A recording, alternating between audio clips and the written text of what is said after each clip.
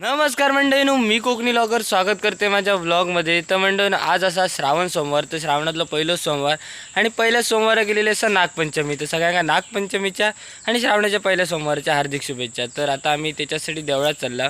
तर देवळात आपल्या श्रावण सोमवार पहिलंच असं आणि ते का आता देवळात वाडी वगैरे असतेली तर तीच घेऊची असा. तर श्रावण सोमवार असल्यामुळे पूर्ण आता जेवण वगैरे करतं तसं जेवण होतं नाही, पण आपल्या तिकडे देवाक वाडी दाखवली जाता आणि तीच कोकणातली पद्धती कशी असते. श्रावण सोमवार काय केलं आता तुमका दाखवतेलं.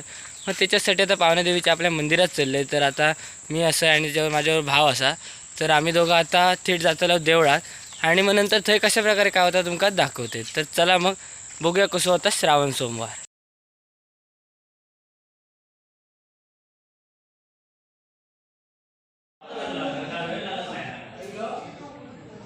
सुंदर असं आता पावण्याचं दर्शन तर घेतलं. या ठिकाणी पहिला सुरुवातीला गणेश पूजनाचा गारणा होताला.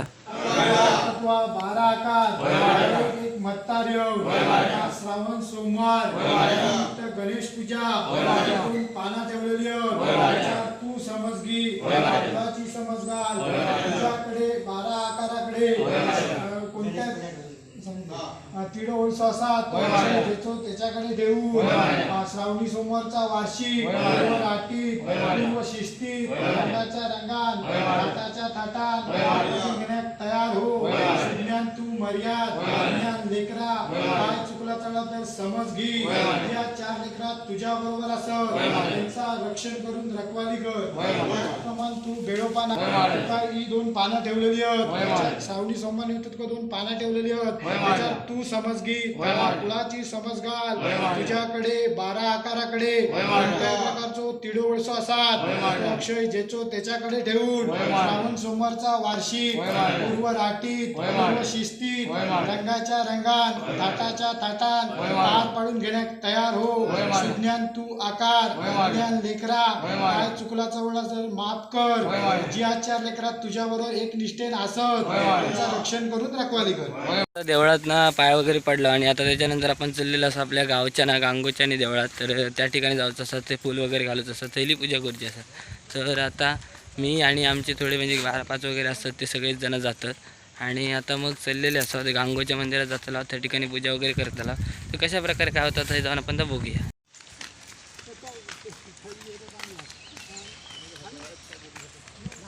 तर कोकणातल्या सुंदर असं दृश्य. तर या ठिकाणी आपण आता हायनं जाताला. तर आता शेतात वाट काढत काढत आपल्या गांगोच्या मंदिराकडे जायचं असता आणि त्या ठिकाणी आता भटजी काका आणि त्याबरोबर सगळे आपण आता चाललेले असा. तर थंय गेल्यावर त्या ठिकाणी कसा काय काय होतं आणि गांगोचं मंदिर आपल्याला कसं हे सगळं तुमका दाखवत आहे. तर याच तर आपला गांगोचं मंदिर असा आणि आपण आता थंय गांगोच्या मंदिराकडे गेलेले असा. तर एकदम सुंदर आपला कोकणातला असा ना मंदिराकडे अशी 2 मंदिर असा. म्हणजे गांगोचा आणि लिंगाचा. पहिला गांगोचा मंदिर लागता आणि वरच्या साईडीक लिंगाचा. तर आता पहिल्या गांगोच्या मंदिरात म्हणजे मूळ जागेवर आपण पहिल्यांदा पूजा करतला. त्याच्यानंतर मग लिंगाच्या देवळात पूजा करतला आणि त्याच्यानंतर परत जाऊन आपल्या देवळात पावण्यादेवीची भटजी पूजा करतले.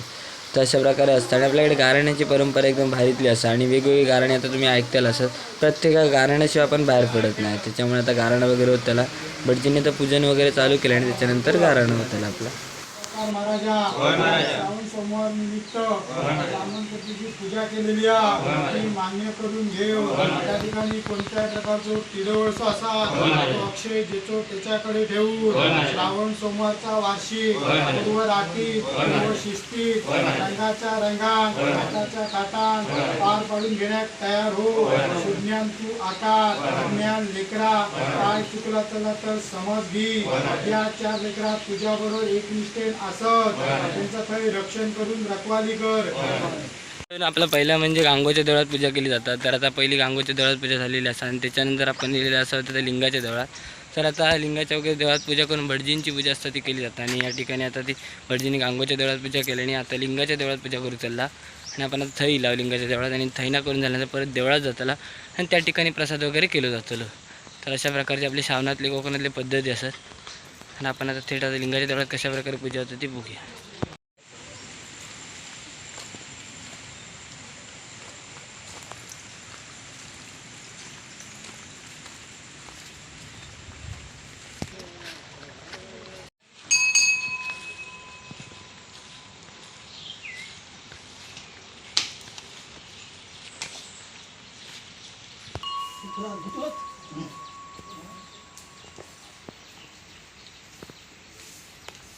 तू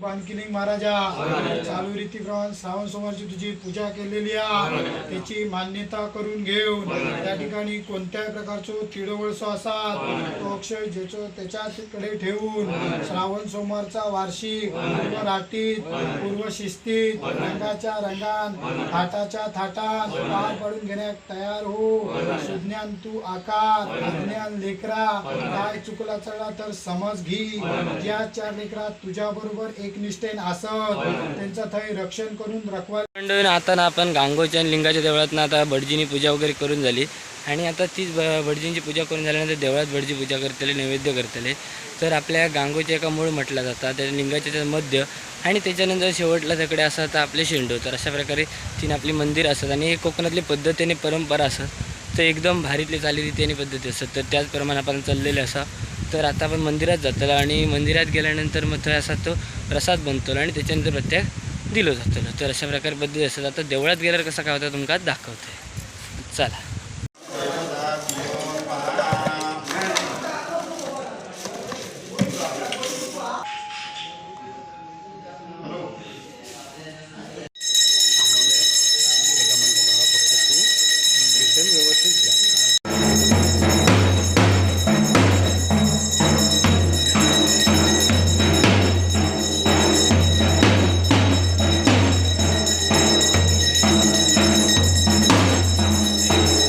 मस्तपैकी असताना ती भटजीने पूजा वगैरे करून घेतली आणि आता पाठीमागे आता वाडी वगैरे दिली जातली तर आता धूप वगैरे दाखवले आणि पाणी वगैरे सोडून झाला आता गारणा होता परत एकदा आणि मग नंतर मग सगळ्यांकडे वाडी दिली जाते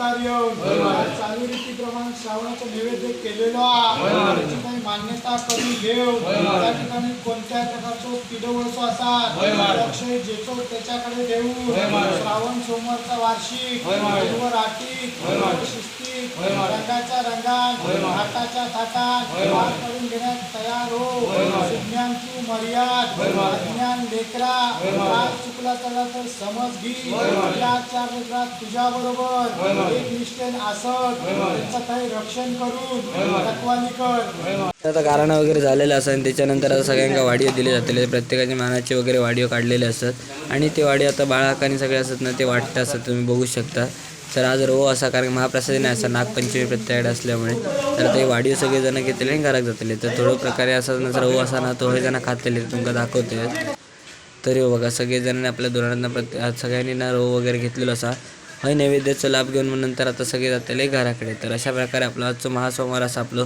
श्रावण सोमवार असा तो आजचं पूर्ण झालेलं असं देवळातलं